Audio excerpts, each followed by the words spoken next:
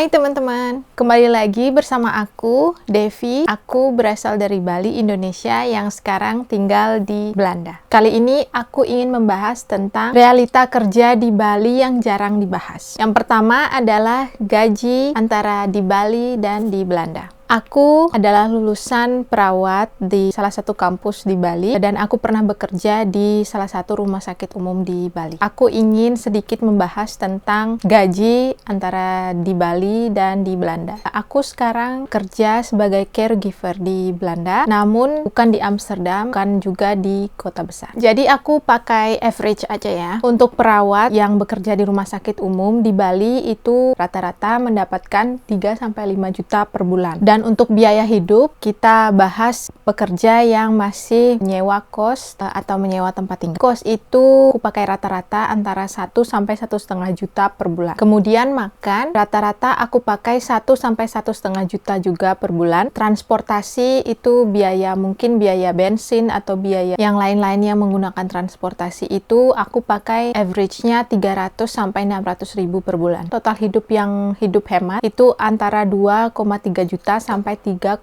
juta per bulan. Gaji seperti itu dan biaya hidup yang seperti itu, menurutku itu adalah biaya hidup yang cukup, namun tabungan sedikit tipis. Kecuali punya kerjaan tambahan seperti shift ekstra atau punya usaha lain selain bekerja sebagai perawat di rumah sakit umum. Untuk caregiver yang bekerja di kota kecil, itu rata-rata mendapatkan gaji 1.900 euro sampai 2.500 euro. Untuk biaya hidup, kita pakai sewa apartemen sekitar 650 euro sampai 1.100 euro. Dan asuransi kesehatan di sini wajib ya, sekitar 120 sampai 150 euro. Untuk makan, entah makan di restoran atau entah makan di rumah dengan membeli bahan makanan itu, aku pakai 250 euro sampai 350 euro. Transportasi publik atau menggunakan sepeda, karena di sini menggunakan transportasi publik itu umumnya berlangganan per bulan, atau mungkin jika tidak berlangganan akan dapat biaya yang lebih besar, atau mungkin menggunakan sepedanya perlu perbaikan per bulan atau gimana, aku pakai kisaran 50 sampai 150 euro. Di total hidup di sini kita pakai total hidup sederhana di Belanda itu sekitar 1.100 sampai 1.600 euro per bulan. Di tabungan yang bisa dikumpulkan dilihat dari perbandingan antara perkiraan gaji minimum dengan perkiraan biaya hidup atau pengeluaran maksimal per bulan, itu jadinya bisa menabung uang kurang lebih 300 euro per bulan. Yang kedua itu adalah work-life balance. Untuk di Bali itu menurutku jam kerjanya lebih fleksibel ya, namun tidak terlalu terstruktur. Dan juga ketika kerja lembur itu kadang bayarannya tidak layak, tidak sesuai dengan lemburan yang dilakukan. Dan juga work culture-nya itu fleksibel ya, tapi tampak kurang profesional. Di Bali bagusnya itu dekat dengan keluarga, tempat hiburan cenderung mudah dijangkau dan juga lebih murah. Kemudian cuacanya juga lebih bagus, lebih cerah dibandingkan di Belanda, dan suasananya terlihat lebih santai. Untuk di Belanda bagusnya itu adalah jam kerjanya teratur, terstruktur, shift lembur atau kerja sore, kerja malam atau kerja di weekend itu bakal mendapatkan bayaran lebih besar dibandingkan kerja pagi saat workday, Senin sampai Jumat. Kerjaannya lebih profesional ya. Dan juga hak cuti itu jelas. Biasanya kurang lebih mendapat 20-25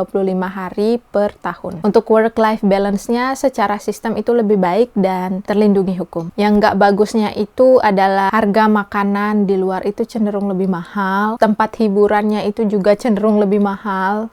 Contohnya bioskop. Aku selama di Belanda itu ke bioskop itu lebih jarang. Lebih jarang ketimbang saat aku di Bali. Dan kemana-mana itu sering pakai sepeda atau jalan kaki karena pengeluarannya jadi lebih berkurang dibandingkan menggunakan mobil atau menggunakan transportasi. Dan terakhir adalah cuaca adalah tantangan terbesar juga karena di sini cenderung lebih dingin dibanding di Bali jelas ya. Kecuali pada musim panas. Kita anggap itu panas di sini cuma 3 bulan sampai 4 bulan aja dalam setahun. Beban kerja itu hampir sama ya antara Bali sama Belanda. Jadi beban kerjanya kemungkinan bisa tinggi, sama-sama bisa tinggi. Tapi untuk di Bali seperti yang aku lihat, karena aku dulu sebelum lulus di kampus perawat di Bali itu Aku sering ikut praktek di beberapa rumah sakit di Bali, rumah sakit umum. Aku lihat fasilitasnya itu berbeda-beda. Kadang di rumah sakit umum yang besar, di kota besar, fasilitasnya lebih lengkap dibandingkan fasilitas yang ada di rumah sakit umum di kota yang lebih kecil. Dan untuk di Bali itu gaji tidak sebanding dengan beban kerja. Biasanya aku sering lihat dan